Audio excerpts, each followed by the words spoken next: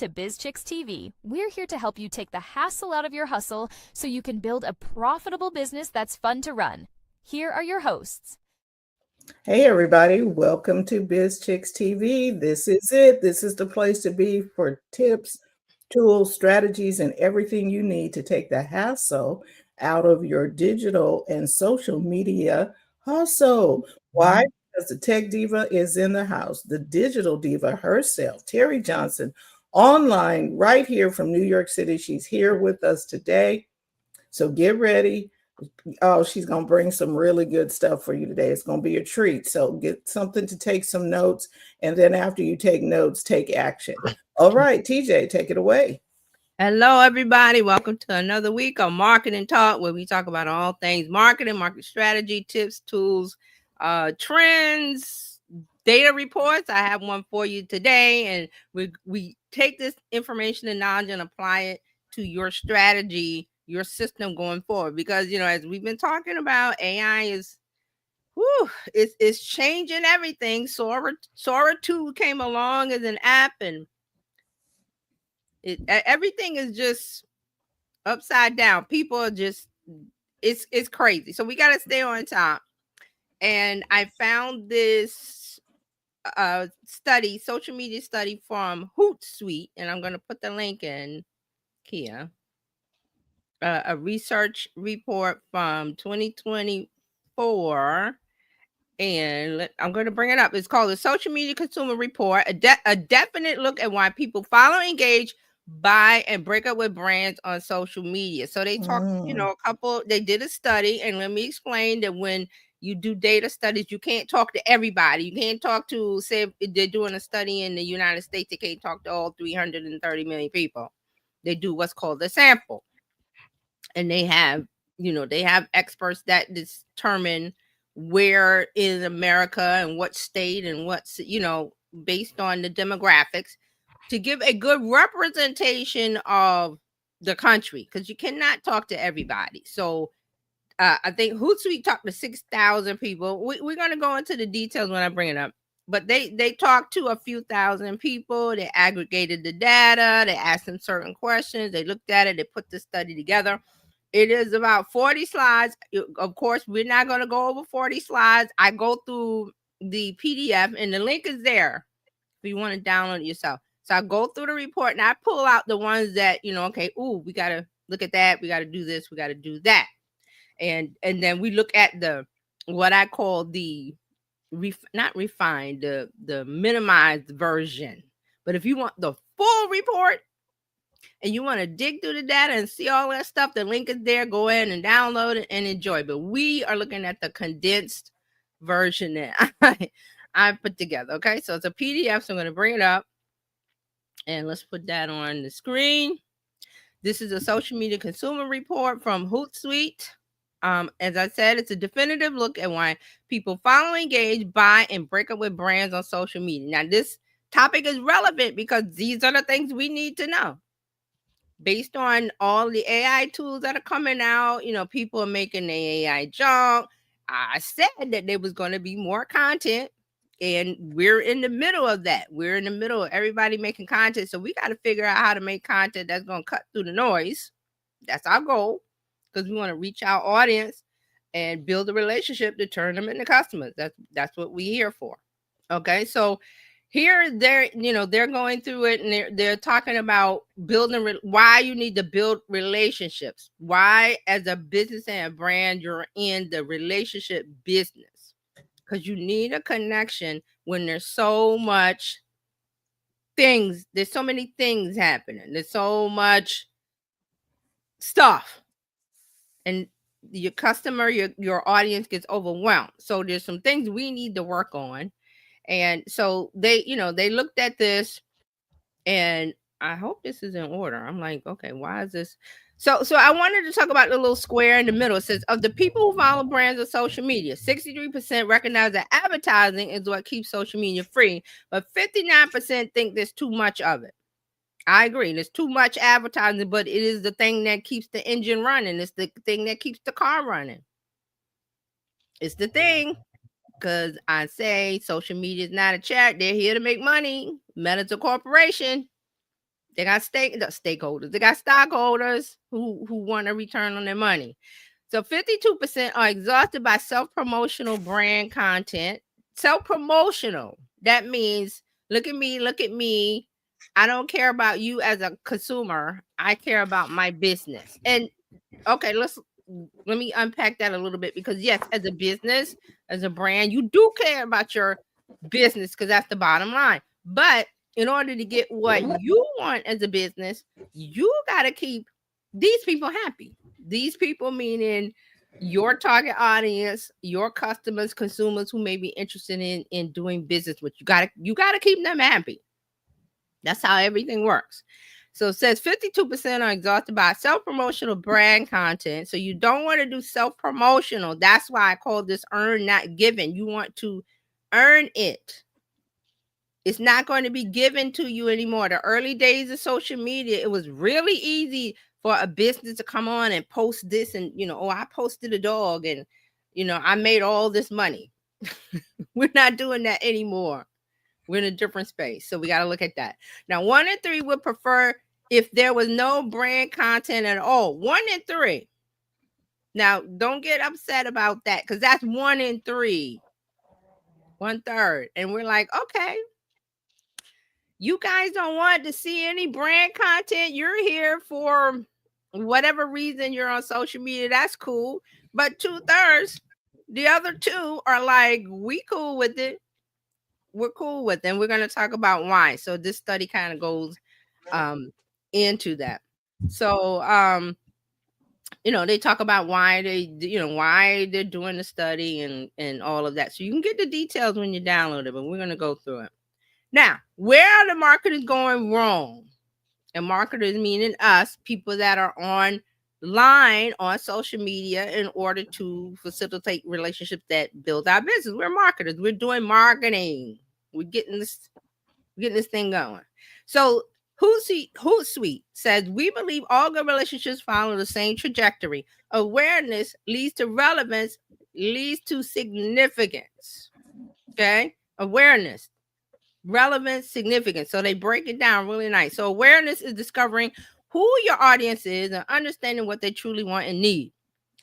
We can agree with that. You need people to be aware of your business, because everybody's going around living their lives. They're not thinking about your business. You're thinking about your business. People are going around living their lives, and we've talked about this. They're taking kids to soccer. They're picking them up from school, taking them to the doctor. A family may have a parent that's going to school or working hard or doing that, and they have a lot of things to juggle in their life, alongside entertainment when they're tired from working on the weekends, all of those things. So you have to fit in there as a business, and they're not going to seek you out. Okay. They're not going to seek you out. You have to be put in front of them to catch the eyeballs. We always talk about that. You want to catch the eyeballs. That's awareness. Number 2, relevance. Relevance is when customers become interested in you and you in them. See, there's the earn, not given. There's the two-way street. They become invested in you because something you did, the awareness caught their eye, or it was something they needed or wanted, or you feel the need. Then they go, okay, I can follow you. I can look at you. I can whatever online because you're giving me something I want. In all of this turmoil and things that are happening in the world, you caught their eye. You want to catch it. You want to keep it, which leads to 3. Significance is when a mutual exchange of value happens because of the trust you built. I love that they put because of the trust you built, not because of the 1 and the 2, not because of awareness, not because of relevance, because of the trust you built. Okay. Can we agree with all of this? It sounds pretty simple. Sounds simple. And Dr. Taji, good morning. Hello. Dr. Taji is here. Thank you. Now, what I like about this slide is at the bottom of each one, they go, where marketers go wrong. That's us. Number 1, awareness. Where are we going wrong? Making assumptions about your audience on social, who they are, how they behave, and what they want. Or worse, not even knowing these things to start. Boom, hello. That's where a lot of, and we're not here to point fingers or to chastise. I'm just saying that it's easy to get online, it's easy to start a business, it's easy to dot. It's hard to do these three things to where you get people to buy. And that's the frustrating part, because everybody thinks, well, it's easy to enter the mall, but how do you buy things? You need money. Well, if you go into the mall without money, are you coming out with something? I mean, purchasing, not the other thing that you might grab something and leave. We're not talking about any kind of criminal activity. We're talking about you enter someplace and it's like, oh, there's things in here I like, I'm attracted and everything, but I don't have the cash. You're not going to come out with anything. So what they're saying is that you've got to know all of these things first. And a lot of people misguided, seeing how easy it is. I always say people see social media as a ATM machine. Oh, I could just walk up and get money out of it because everybody else is doing it. But there's certain things that they're doing to get the money out, is what I'm trying to say. So this is what they're saying where marketers go wrong with awareness.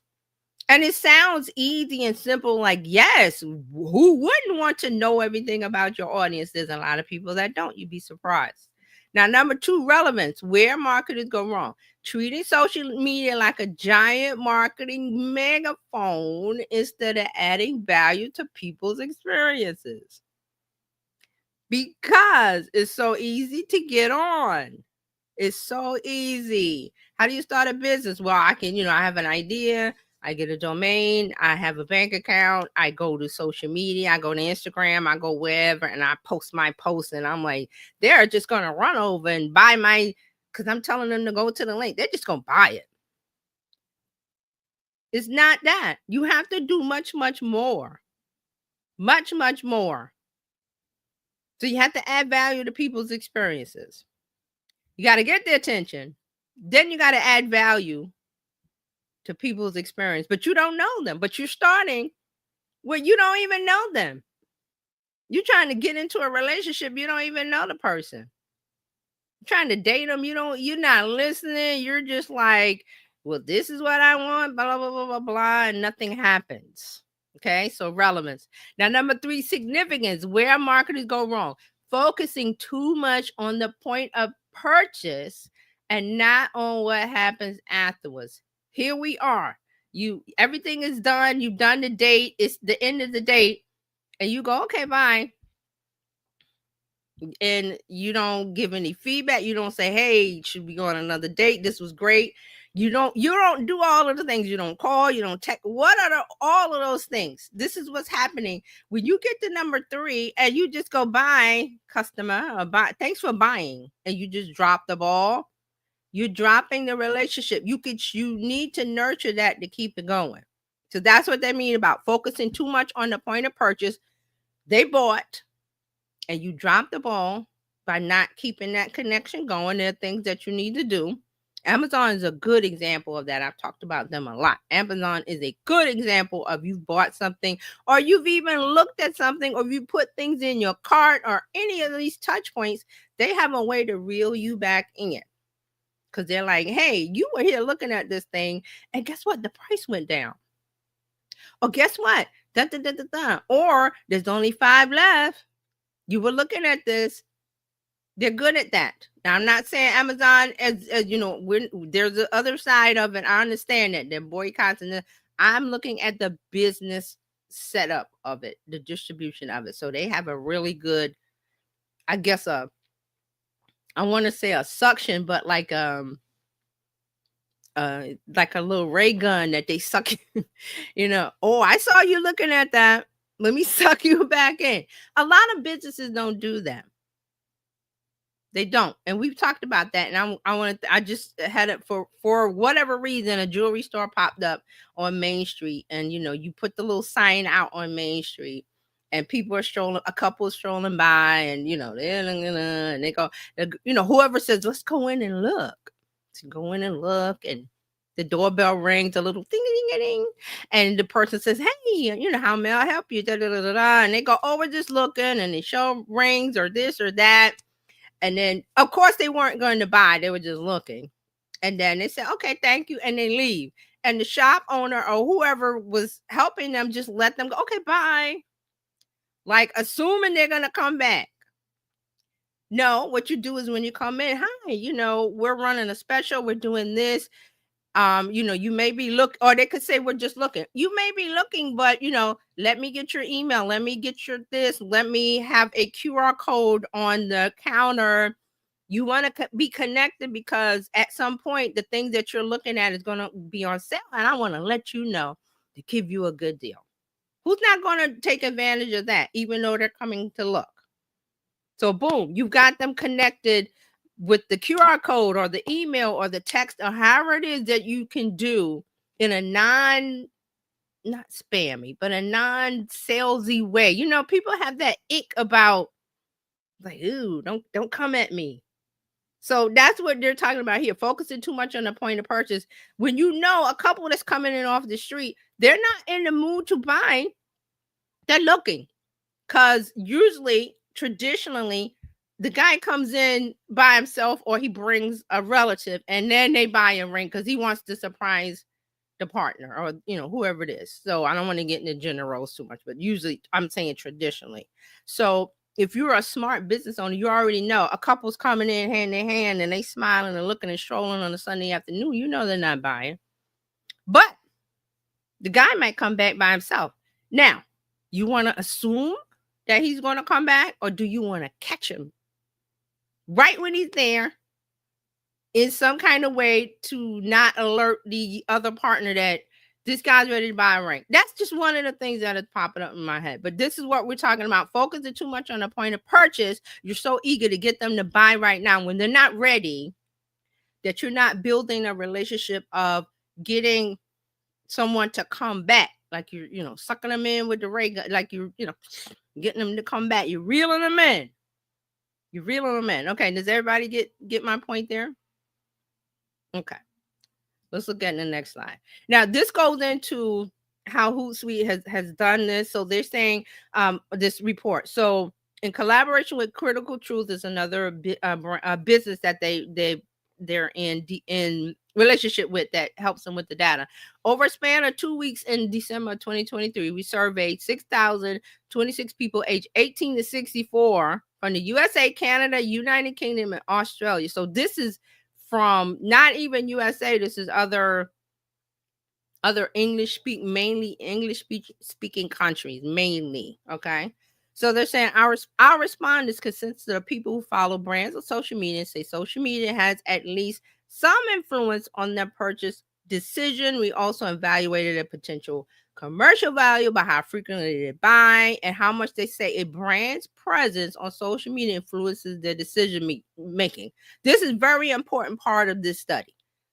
They wanted to measure how much people say, because people say things in a survey and they don't do them in real life, but we have to go based on what they tell us. What they say a brand's presence on social media influences, okay? So they asked them what brand behavior you do or don't like, their beliefs about the social media landscape, why they follow brands or share their content, how they behaviorally react to paid, organic, and shared posts, which is this. I love this part of the study. I hope, I'm trying to get to it. So, now what's important about this slide is on the right. We categorize respondents in two different ways to highlight their varying level of commercial. That means we're talking about people that buy, not the lurkers or the lookers. Active shoppers, consumers who frequently buy because of social media and who say a brand's presence on social has a large influence on their decision making. Those are the people you want.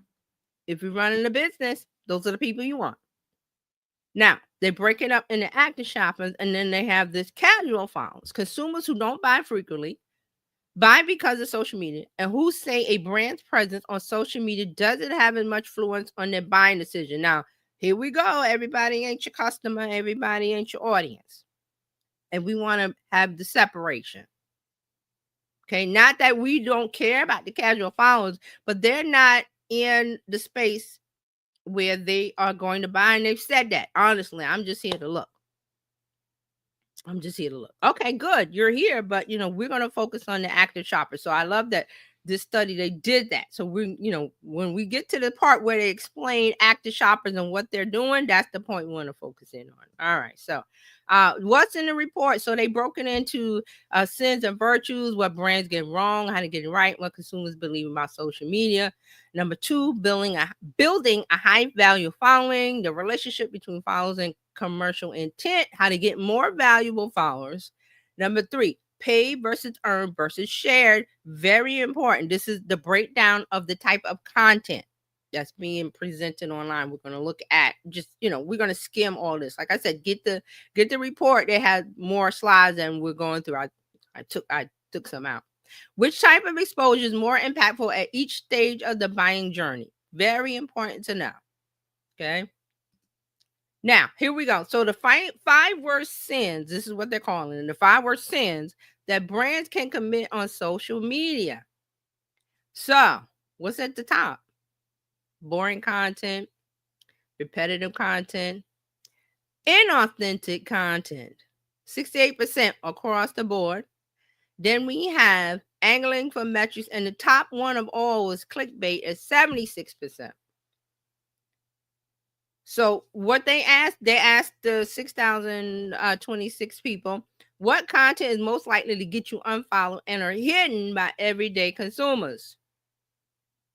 And they're saying what has caused consumers to unfollow and hide a brand in the last 12 months. These are the things that you don't want to do. Don't want to do. Is this good already?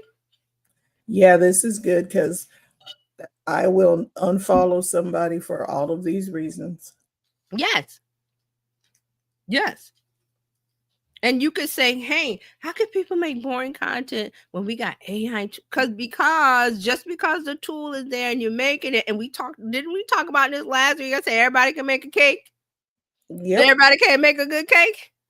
That is correct. The cookies got to taste good. Yep. Because we saw this with Sora too. There are very few people on there right now. I'm sure people are getting better at it, but very few people were putting some content on there that I would want to follow. Right. And I've been seeing a little bit more of them. TJ, I'm plugging her right now. Follow her if you get Sora to follow her. Her content is really good because it gives you little clips on marketing tips and stuff like that. And I was like, oh yeah, this was good. It wasn't boring. And wasn't and I'm just those were just off the top of my head, not even thinking about it.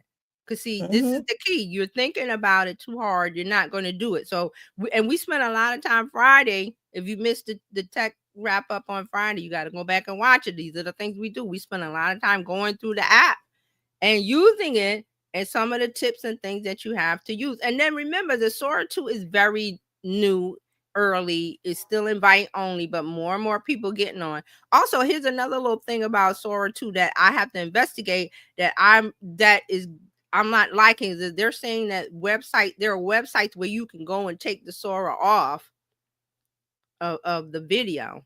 And then I got to investigate this. This is just what I see people were saying. Oh, there's websites where you can put it on. You can put the Sora on.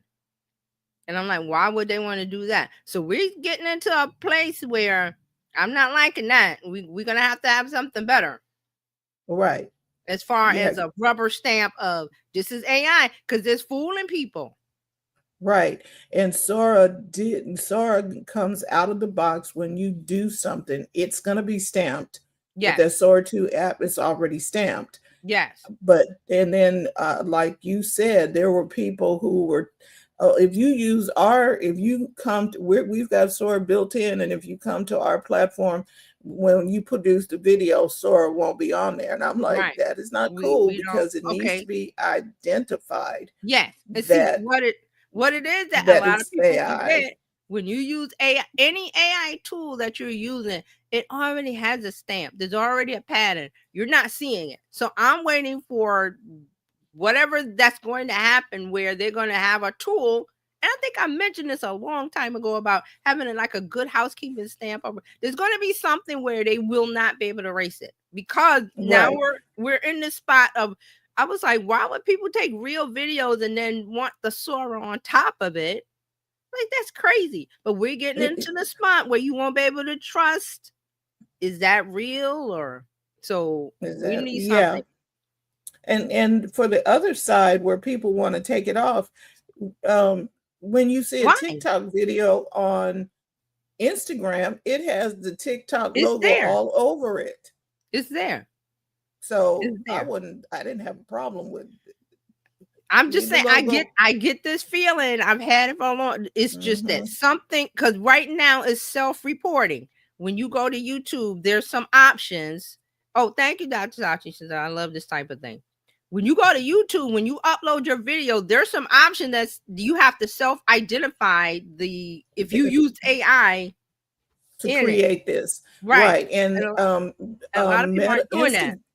Instagram has that on there too. When you upload a reel, is this AI generated or whatever? It's on there.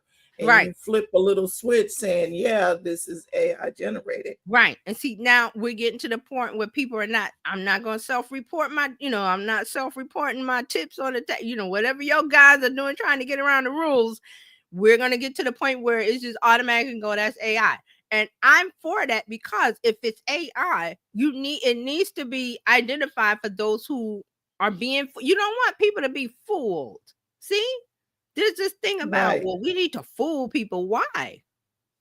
If it's AI, cool, it's AI. We're moving out of that space where, oh my God, you use AI. Oh, remember that when we first got the ChatGPT in 2022, there was all of these people like, oh my God, you use AI, you're cheating, you're just, what? Now everybody uses it. It's like, oh yeah, I did it. I did, I had it checked. Or we're moving into that space where that's not a big deal. So having it marked AI is going to be saving those who are being fooled. We don't want people to be fooled. Okay.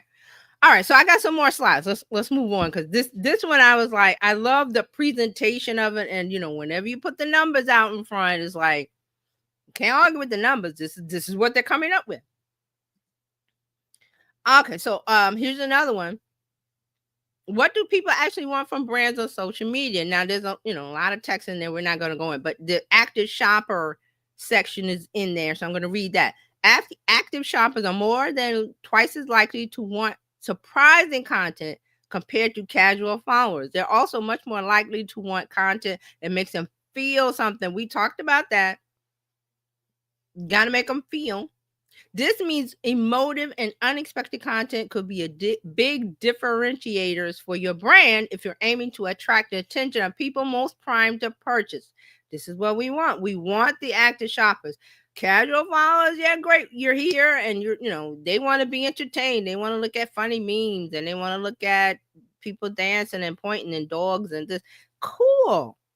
Those people aren't in the mindset of shopping. They're in the mindset of being probably want to be entertained because their lives or what's going on in the world you want to take a break from, and that's good. But we are concerned with the active shoppers. So here it says on the right, consumers enjoy content from brands when it 56% tells or teaches me something new. Oh, I love that one. Tells or teaches me something new. They're there. 55% makes me laugh. Okay, we can do the laugh and the teaching and the telling.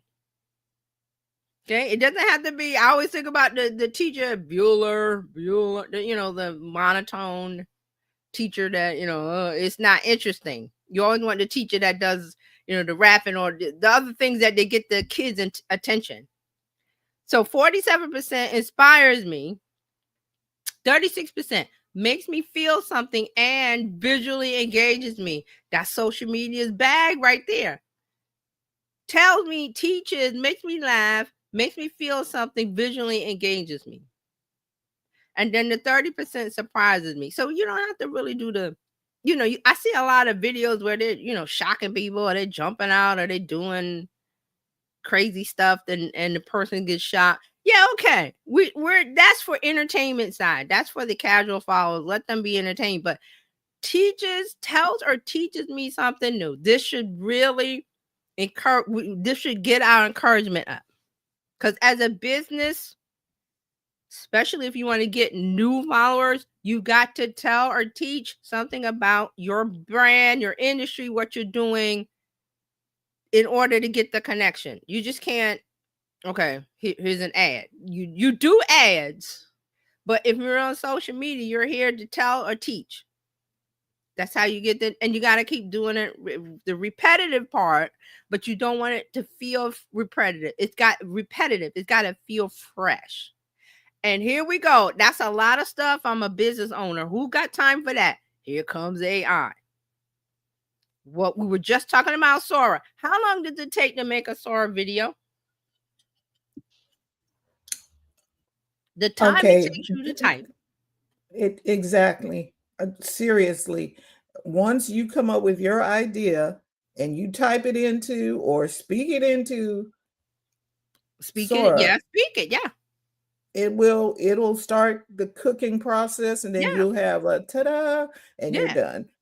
You can type, you can say or type, put it down and do something else. Like Fran said, I love that. Let it cook, because the little circle, it goes in the draft. There's a little circle saying it's cooking. You can go over there and move over here and say, well, now let me make my caption. Now you can go to whatever other AI tool that does text, and how long does it get the perfect caption? A few seconds. And then what do? You come back to Sora and say, oh, it's ready. Oh, the cake is ready.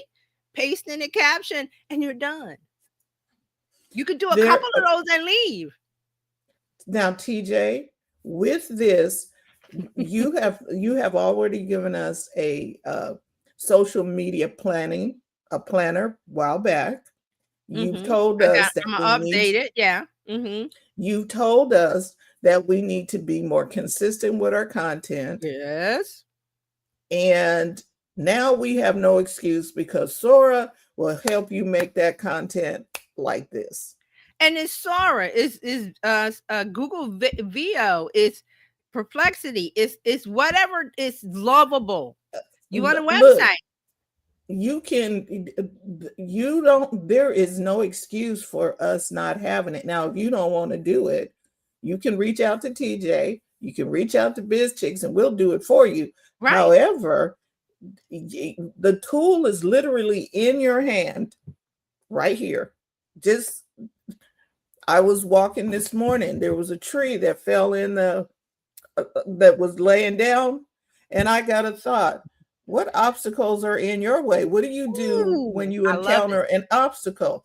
And it was laying there, and I was like, oh, that's a story. There's your short, there's your reel, there's your quick story, there's your quick content. Because, see, this is what it's about. That people go, well, I don't know what to say. I don't know what to post. But Fran just told you, I'm taking a morning walk. I have my phone in my hand. I see a tree that's drowned. Oh, boom, instant idea. Oh, do you not know what to say?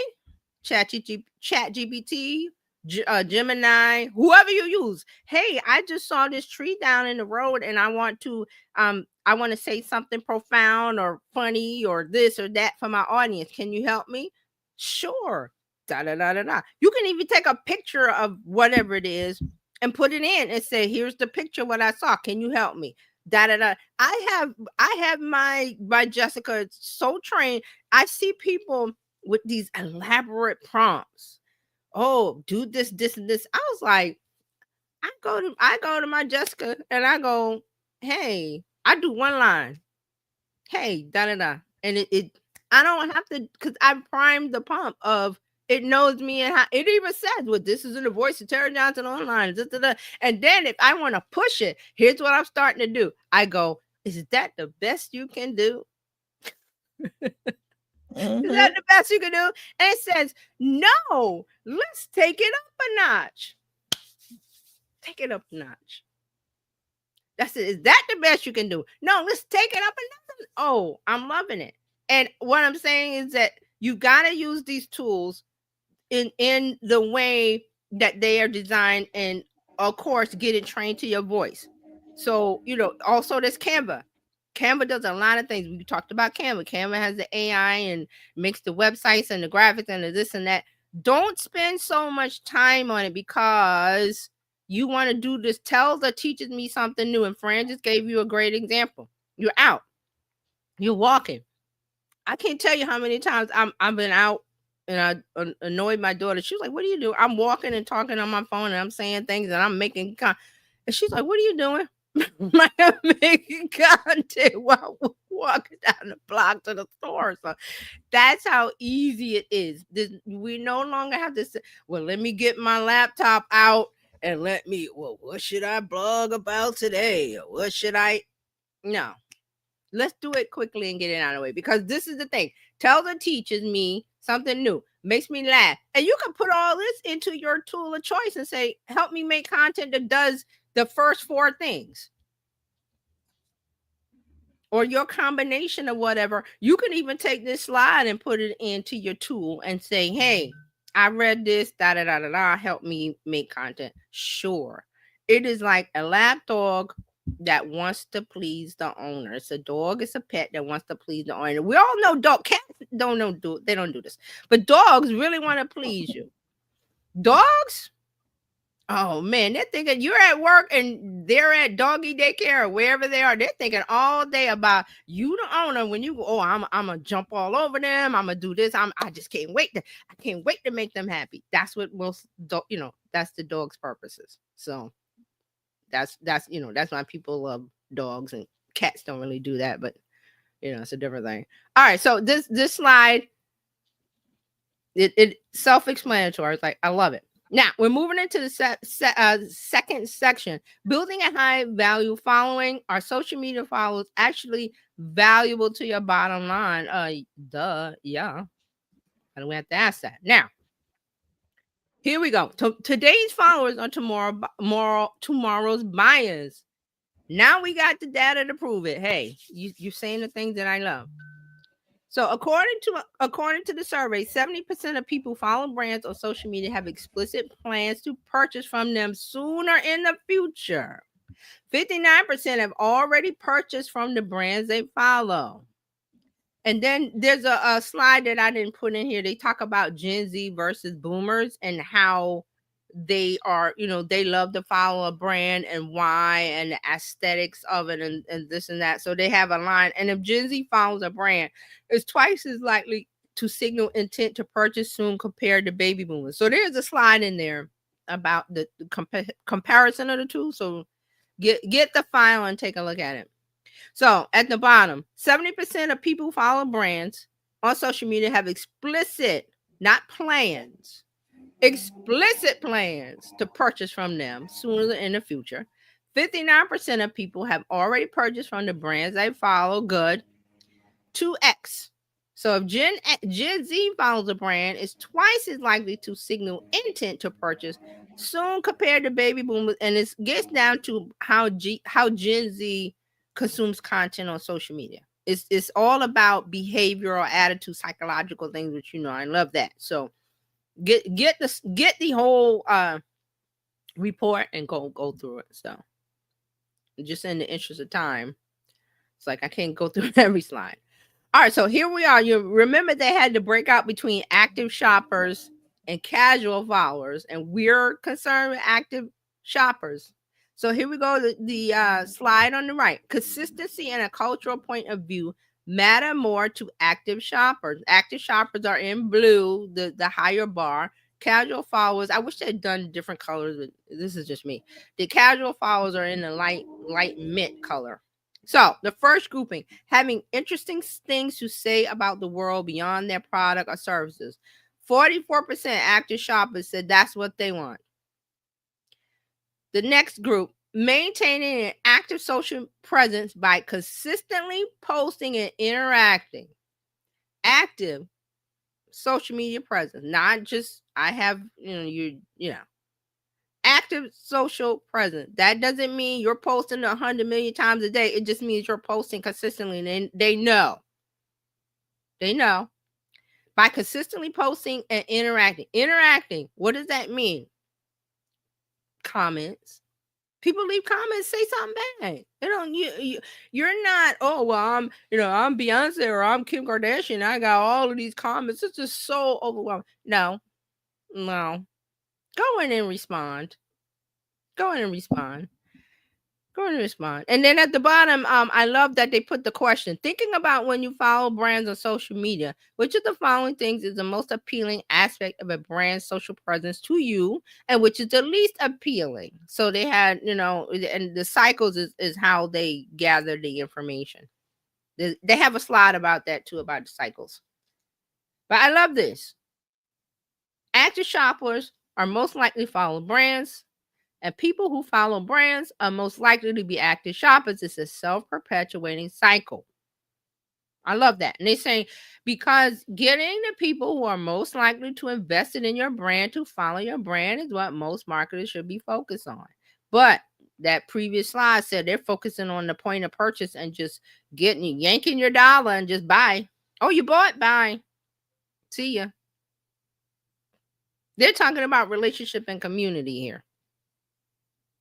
All right, let's move on. So I also love this study because they have an old and a goal. So the old way, assuming that social media followers don't matter to the bottom line, plastering your prospects and followers with the same content, making assumptions about consumer buying behavior based on their age. We can't do that anymore. We can look at the age as a guideline, like we say Gen Z, millennial, boomer, Gen X. We say that just to put people in a grouping, but there are people in Gen X who may behave like millennials. There are some millennials that may behave like Gen Z. There's some Gen Alphas that may act like Gen Z. See? So you can't just put them all in a box. Now, the goal is the thumbs up, treating followers like one of your most valuable and probably untapped potential customer segments, creating specific strategies for reaching people you're trying to reach, and engaging the people who already got to follow you. It means you want to continually reach back and reach out to new people. That's the awareness, while holding the hands of the people who already followed you, engaged, and bought from you. You don't want to let go of each hand. You want to hold on to both hands, both ends. Creating a social strategy based on the nuances of your customer base and not sweeping demographic generalizations. This is where we're getting into the psychographics of knowing your target audience, knowing your customers. And to do that, we've already said, you ask them. If you don't know, you go to social media, make a post. Hey, what do you think about da da da da da? They're going to respond. Or if you got an email, a robust email list, in the email. Oh, I've been thinking about X, Y, Z. What do you got? I really want to know what you think. What do you think? Hit reply and let me know. Or give them a link to where you get a survey or however you want to get that information. You got to ask. That's how you get to know them, instead of going, oh, well, we're going to assume that this, that, and the other based on some old information on the internet. All right, here's another idea. AI, ask Perplexity, ask ChatGPT, ask Gemini, ask whoever you use. Ask them. It will go and do the research. Deep research. We have deep research now in all of these tools. Deep research means they go and they dig deep. And they give you the answer in a few minutes. And you can use that to formulate. Well, now I want to take that information, and this is what you're telling AI. I want to take this information and I want to find out from my specific target audience, from my business. Help me formulate the questions, or help me ask them, or how do I? You say it. I think people get into this mode of, how do I ask it? You just ask it. Just a real quick aside, and because I've been, when I watch Gary does, he does his live and he did and people ask questions about things like this. He says, well, you got ChatGPT. And then he pulls up his phone and he goes to the audio and he just starts talking. He just starts talking. He don't go, well, how do I? He just starts talking. Hey, I had an idea. What do you think? And then he puts the phone down and let the tool give it to him. There's no right or wrong way to ask people. You just ask. You can ask it like if you're talking to a mentor, or if you're talking to a coach, or if you're talking to your friend, or you're talking to your neighbor, or you're talking to somebody that's a stranger, or hey, I had this idea. I love that he does that, because he does it live. When people come with a question that he's like, okay, we're in a space and era where you ask the tool that. Don't ask me. Don't ask me. He's like, ask ChatGPT or whoever, and he pulls up his phone and he starts talking, and he says, and I love that it comes back. And remember, it has the voice command, so it really is like, having a conversation. So there's some good things there. Okay. All right. So let's move on. And I think, how many more slides? I don't have that many. Yes. So paid versus earned versus shared is the last section. And I feel like this one is really where we get into the earned part of it. All right. So there are 3 ways you can get in front of customers on social and build relationships with them. You can pay to get in front of them, paid ads. You can organically show up in their feed. That's just, I'm posting. Like Fran said, she was on a walk, saw the tree, had and when she saw the tree, her brain went bing. I have an idea. So instead of like, well, let me make a note and let me get back to my computer and let me think about, it's like right there. You take a picture of it and say, hey, I had it, and you let your tool help you with it instantly, and you post and you go. Post and go on whatever, TikTok, Reels, Short, doesn't matter, Facebook Reels, wherever, or all of them. It's real easy. It doesn't take a lot of thought. We want to post it and go on to the next thing. And so the third one is, and you could be lucky enough to have one of your posts shared directly with family or friends, or just shared online. So we have paid, earned, shared, right? And then I love that they broke this down. And how do different types of exposure to brand content on social affects buying behavior? Awareness. Remember, that was number 1, being exposed and observing the brand. So the metrics you pay attention to is, did they read the post? Did they watch the video? Then we move into the second one, which was, I think it was, what did we call it? I forgot what we called it, but it was number 2. They're calling it consideration, taking a mental step towards purchase. The metrics, they click and they have a typo. Click link, comment, follow, share. Then the third one, conversion, making a purchase, buy the product and service. Okay, so those are really simply the 3 things that we're talking about here. And they didn't call this a funnel, but this is what they traditionally call the funnel. All right, so here we go. Number 1, paid posts have a huge impact on awareness and discovery. Now there's a lot of text here, I'm not going to read it, but I love that they have everything in bold. So they're saying 61% of people have discovered new brands, products, and services from paid social posts. I was like, really? Then they have a nice little chart here. I have discovered new brands, products, and services I'm interested in from paid, sponsored social posts. Now, this is the question that they asked the people in the survey. What's the biggest block here? In green, 49% agree with, I have discovered new brands, products, services I'm interested in from paid, sponsored social posts. 49% agree. 26% said neither agree nor disagree. That's still kind of good, because you don't want the disagree or the strongly disagree. The strongly disagree was 3%. Disagree was 10%. Then you have an agree. Then you have a strongly agree of 12%. So I would say gather up the strongly agree, and the neither. That's your biggest takeaway from here. So that's why they have the title. Paid posts have a huge impact on awareness and discovery. Now, we get to the thing where, I don't really want to run an ad or this, or it's difficult, or it's this or that. It's not really. It's not really. The process has been easier on, say, Meta, probably Google. But guess what? You got a tool that helps you with it. one of the AI tools. I think I've even seen AI tools that specifically will do, you want to do a Facebook ad, you run it through this tool. And you could Google that, or you can ask whoever you want to ask. But there's help now. Also, you don't have to spend a whole bunch of money on an ad. You could try something, $5, $2, whatever. There, when you go into the system of making the ads, especially on Meta, there's a whole wizard of, because they know that it's difficult. So they're continually tweaking it to make it easy for the first time business owner running an ad. Okay. Mhm. Oh, let me. Because a lot of people want to make ads, and it Yes. has been difficult in the past. And I'm glad they're bringing tools to help make it easier for us to run an ad. Yes. And there's Because people online that they know you're a beginner and they want to help you. Mm-hmm. And there's AI that can help you.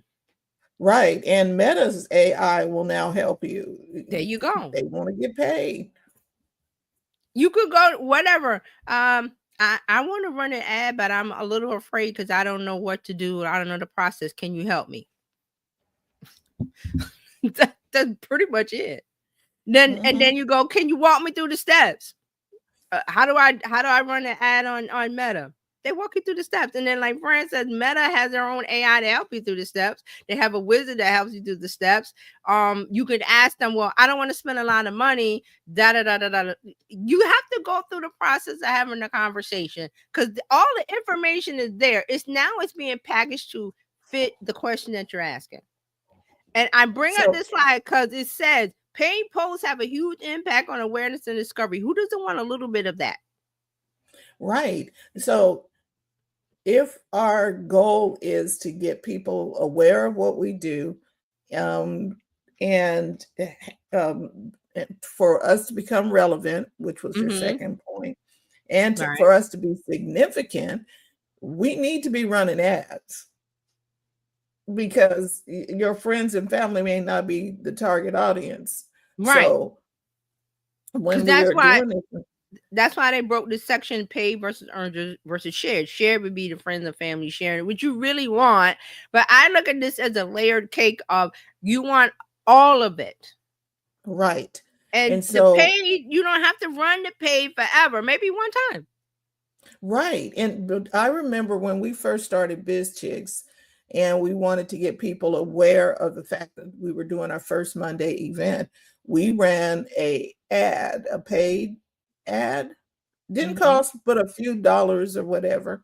Yeah. And we got much awareness behind that. The platform is pushing it out for you. That's why it's called a paid ad. The free version is not getting pushed.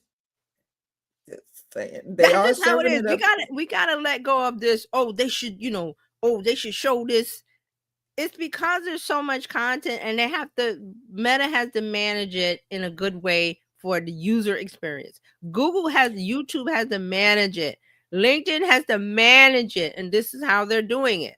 And that's what we're saying. I want you to see this slide because it's like maybe I could do a paid post or a boosted post or whatever for a little amount of money to get a little bit of awareness. Now, if you put a lot of money behind it, maybe you'll get a whole lot more. But see, these are the conversations you're going to have with your tool. I always say ChatGPT, but whatever tool you want, it's going to educate you. So I heard something yesterday about being stuck. And a lot of times people are stuck because they don't want to do, subconsciously, they don't want to do whatever it takes to do to get unstuck in that area. Yes. You want more awareness, relevance, and significance. Yes. But that unconscious thing is telling you, oh, ads are too hard. Right. Or I can't, I don't know how to do an ad, blah, blah, blah. But if you push past that resistance and just go talk to somebody about doing the ad, you're going to see growth that you wouldn't have seen because you stayed stuck over here because you don't want to do an ad. And I think I've read a couple of places. I got to double check that once you do the ad, it kind of elevates you from that part where you're just doing organic only. Like I don't think you segment down. You kind of stay. Oh, well, you've run an ad. Well, Meta goes, well, if I help you out, you might go back and do another ad or run. This is how it works. It kind of elevates you a little bit. So and we got to get out of the sense of, okay, all these people on Instagram crying about this, that, and the other. Oh, nobody's seeing my posts. Those aren't business owners. Those aren't people. Those are mostly people that are like, well, I want something. I want to get this for free. I don't want to put any skin in the game. I don't put any money in. Whereas you're a business, you can say, well, maybe I could budget $5 a day for a couple of days. Let me see what I get. How do I do it? I don't know. And I think it's time. I believe it will move you further in the direction you want to go than staying where you are, complaining about, I don't have no. And you're stuck in the mud. What happens when you're stuck in the mud? You need a little push. The car needs a little push to get stuck out. So here's your push. So I was glad to see this line. I was like, we need to talk about it because we don't talk about paid a lot. And if you say, well, maybe I need to feel a little bit more comfortable, you can ask your tool of choice. Well, who are the people I need to follow because I want to start doing ads? Who are the people I need to follow? And it'll tell you need to follow these people. Follow them, consume their content, and see how comfortable they get you. They might even help you. They might even have a system to help you if you need that extra help. But you got to ask. You do. All right, so now we're going to move on to organic and shared content. So organic and shared content fuel buying behavior and not just in young people. So on the graphic on the right, percentage of consumers who have made a purchase based on social posts from brands at least once over the past 12 months. Again, Gen Z and the millennials. So you can see organic mostly at the top, then shared, then paid. Gen X and baby boomers, 81%, 80, 69%. And it's because of the slide that I didn't include. They kind of go into why Gen Z does certain things a certain way and why they buy versus the baby boomers and why they buy. And it has to do with that. But I just wanted you to see this and get into. We need all of it. It just can't be paid. It just can't be organic. It can't be. It has to be a combination of all of it, which is why I love this section. And then number 3, shared content is the most powerful for turning awareness into consideration.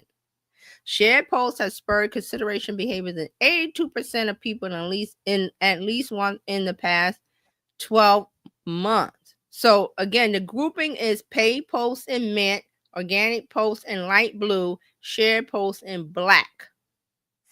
So pretty much shared content is that word of mouth. Yeah, that's what shared content is. Because if I'm sharing that with you, I saw a post and I shared it with my friends, my family, my followers, the little arrow, the little plane on Instagram, shared. When you shared that, I'm telling you, I think this is important for you. Or else I wouldn't have sent it to you. Right. Otherwise, I would have just consumed it and go, oh, that's nice, and moved on.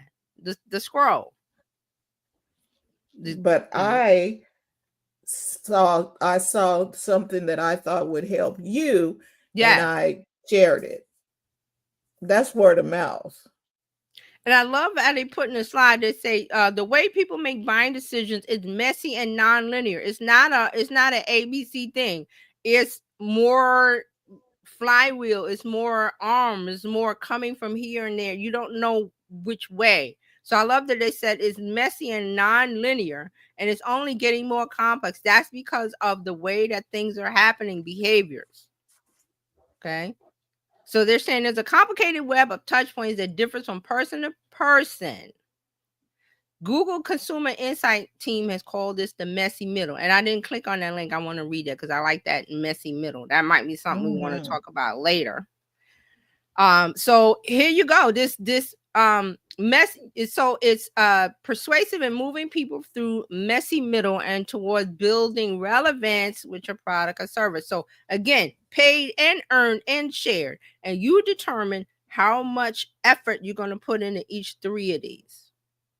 Each one, you might do more earn, but you might sprinkle in a little pay. You might say, hey, how can I get this shared more? Again, your generative AI tool of choice, ask it, hey, look at this post, how can I get this to be shared more? And it says, hey, it will tell you. All right, so I think this is the last slide. What makes people share content from brands with family and friends? 44%. I agree with the content perspective in the post. That's it right there. They agree with it. They hit the shared and they moved on. Yep. 44%. Then 29%, the post was informative. 27%, the post was funny. 24%, the post was inspirational.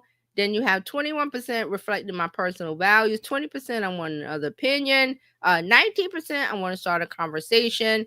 13%, I disagree with it. 8%, the post featured an influencer, celebrity person that I recognize. And the question was, thinking about when you have shared social posts from a brand via direct message over the last 12 months, which the following apply. So this is saying from Ashley. I love that the direct message part of it. I just got a revelation. Yeah. It says what you share from a brand. Yes. We are brands. Yes. Oh my gosh. Yes. We're not That's talking why I'm talking about this. That's We're not talking about Coca-Cola. We're not talking about Pepsi. We're not talking about McDonald's, although those are brands. They're just bigger about brands. us. They're just bigger brands and it's bigger corporations. Oh my goodness! I was Yes. like, wait, I'm a brand. That's why I'm bringing this to you, because I'm like, hey, these are the things that we need to be looking at, and it's not like Nike, Coca-Cola, Amazon. No, us. Because all these things elevate us to where we rise above all of the noise that's happening, because everybody's making all this content, but they're not doing it the right way. We're going to do it the right way. And all of this information helps you. All of it. That's why when I saw this, I was like, okay, we got to talk about this. Now I got one more. This was the old and the thumb down and the goal. So, expecting every social ad you make to drive direct attributable revenue. That means, and this is even with organic, everything you post and do online is not going to drive the car. It has the potential to do it, but you got to get everything right. Believing the think pieces, claiming that organic social is dead, is not. And this is what Gary Vaynerchuk beats the drum up. He's beating the drum. Organic. Well, what do I need to do? Organic. Post more. Da, da, da, da. He keeps saying the same thing over and over. Creating content with the aim of going viral. We're not doing that anymore. We don't need that because of the way the algorithm works. We talked about interest media and the things that people want to do, and then we get into the share, and we get into the paid, and we get into... So we don't need to be concerned with, if I go viral, everything goes great. That's not a guarantee. Now, the thumbs up. Using social ads to drive top of the funnel brand awareness. That was one of the slides we talked about. You want to use ads to give you a little bump, a little boost above the noise. Encouraging conversations in your organic content, because that audience is likely more primed to purchase. You want to have conversations. People buy when you have conversations. Think of the in real life brick and mortar store. I gave you the example of the couple coming in to the jewelry store. You're going to talk to them. That kind of builds a relationship. And making content as share worthy as possible. How do you do that? Ask your tool.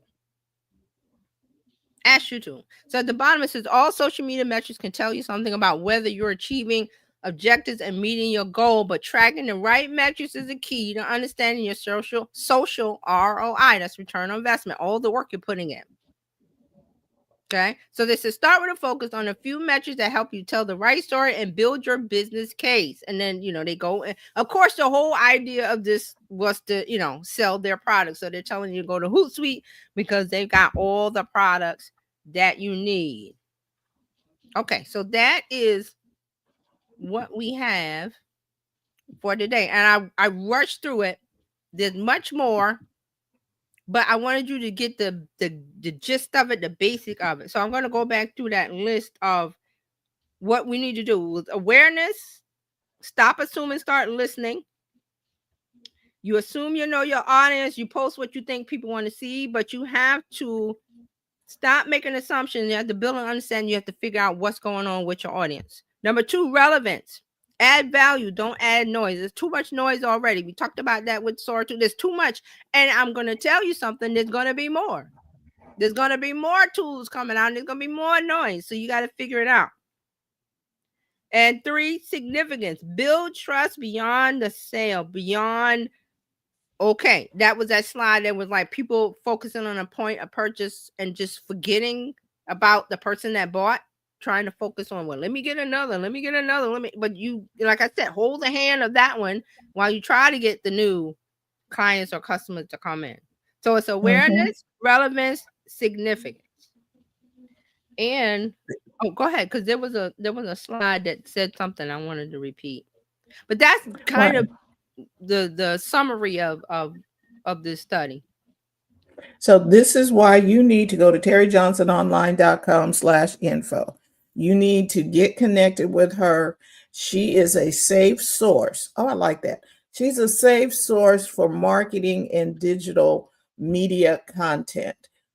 Connect with her, get on her list, get all of the tools that she shares. She's been sharing these tools for years, and now everything has come together. You can do it simply with your AI tools, with her guidance, and the willingness and determination to do the work. You will win at your social media game. You can do this. You can do it. Terry Johnson online.com. She has been making this simple for us for many years. And with the advance of AI, it has gotten really simple. Follow her. And here's the one from one of the slides that I wanted to repeat. It was on the significance. Significance is when a mutual exchange of value happens because of the trust you built. It happens because of the trust you built, not because you posted, not because, well, I made a post. We talked about all the things that's in here, that you're going to make content. You're just going to make it and let it fall what it may. It doesn't have to be perfection. Every post does not have to be perfection. I remember somebody we talked about here, they were like, well, it takes me so long to do a blog post, or it takes me so long. I'm like, but why? Because you're overthinking and you're editing. Like Fran said, she's out on a walk, saw a down tree. Boom, there's the idea. Take a picture, ask ChatGPT, ask your tool, how do I make a post out of this? Because it will give you ideas. You say, good, I'm going to go with that one. Copy and paste, put the picture up or a video and post it and move on. It's probably minutes out of your day. Literally. And if you want to see my little tree post, you can follow me on Instagram. It'll be on over there on the Bizchicks. I'm gonna put it on the Bizchicks site good. Too. I'm gonna for that. Did you put it on your YouTube? I haven't put it on there yet. It's the Sora one that I'm gonna post over there. Okay. Because reels are the thing. See how the thing is that you're out.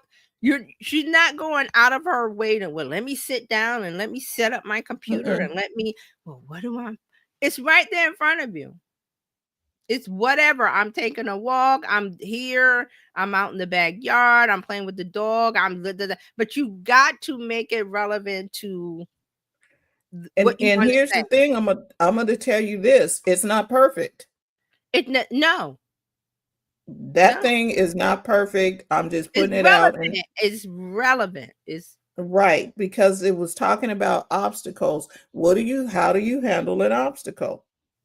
And morning walk. Sky's still gray from the rain last night. And I use Sora, and it like I'm telling you, it wasn't. And you know what I love about that you just said you use Sora? It's because a lot of people may not want, and you could do this like I said, I'm using example. She's on a walk. You don't have to show yourself. You could show the walking. You could show the path in front of you. You could show the tree. You don't have to put yourself in it. But if you wanted to have it to where, we relate to faces, you could go to Sora, and you've already if you put your face in there, you're in there. And you can make it to where your face is there without you actually having your face. Because maybe you're on the walk without makeup, or your hair, or you're wearing whatever it is. The roadblocks that we throw up. Those are the things that keep us stuck. Right. We want to remove the barrier to let's make the content. You're not going to hit it out the park every time. I'm just going to tell you that right now. It's not going to be a home run. You're gonna make the post and let it land where it lands. And here's another thing I just remembered: trial reels. If you're not using trial reels, I don't know if I mentioned it, but trial reels on Instagram, it basically lets you make a reel, and they will test it. That's right. They post it. They will test it before it doesn't go live on your Instagram account. It gets sent out as a trial balloon. And people who don't know you, don't know anything about you and your business, they get to see it and they judge it. And then Instagram decides on that, and they come back and they say, hey, your trial reel has done, I think it gives you a percentage or whatever. It says, do you want to post it? I said, sure. You could do that. Now, there's a limit on it because, of course, people went crazy with it. People went crazy with it and started doing like 25 a day. And so now I think they limited to 5 a day that you can do, but people were going crazy with it. But I've used it once or twice. I got to remember to use it, but you might want to do that.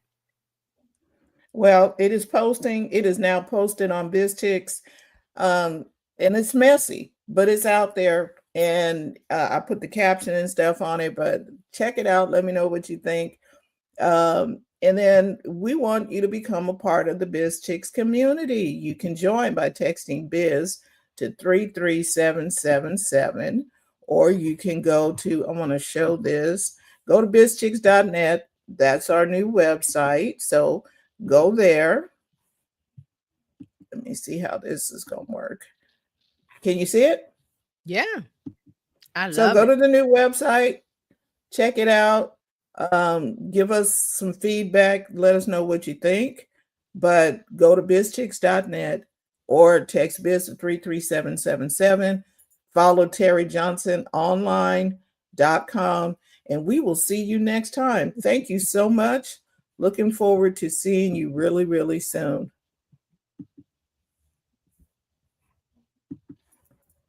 See you next time. Bye-bye. Thank you for tuning in today. We trust you've learned something to help you build a more profitable business and take the hassle out of your hustle. See you next time.